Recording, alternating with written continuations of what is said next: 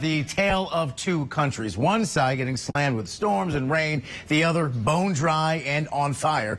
A new study out now shows the economic impact of the country's water shortage from those left off the water grid. But as national correspondent James Packard is about to show us, there are initiatives out there working to close what's known as the water gap.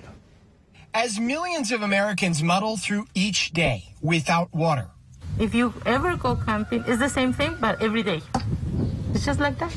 We're getting a glimpse at how much it costs the country to have residents left in the dust. We found that in the last 4 or 5 years, we're seeing a slightly negative trend, meaning more people next year will live without running water or flush toilets than they did in the year before. The California group DigDeep concluding in a new report that the water access gap costs the U.S. economy more than $8.5 billion every year. With 2.2 million people without connected water, that's a cost of $15,800 per household. Costs that come from health care, time spent getting and buying bottled water, time lost at work or school, and premature death. There are politicians that I've met who care a lot about this issue, but have had a hard time convincing their colleagues to care because they haven't been able to make an economic argument before. They haven't been able to say, like, oh, this isn't just a nice thing to do. People shouldn't just have water. It actually makes us money. There's optimism baked into the group's findings. For every dollar put into closing the access gap, DigDeep finds $4.65 in net societal return, they call it.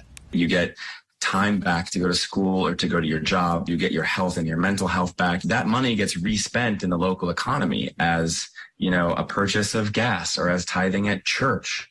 Preventing costs from things like diabetes treatments. We think of things like cryptosporidium, giardia, campylobacter. I imagine that it makes it really hard to do something like go to work. So it can make it incredibly hard to go to work. So the potential risk in addiction to toxin exposures and infections is probably things like arsenic, other heavy metals, mercury. Newsy traveled to one of these water deserts last year. El tanque se llena de moho. Y luego cuando me baño así también que ya se está terminando huele. We met families living in the hope-breaking reality of being cut off from nearby water supplies. This is a 3-stage reverse osmosis filter. In the community of Cochran, Texas, we saw the reality in a home where water has to be hauled in or collected as it falls from the sky. Since we installed the system, there hadn't been rain until last month.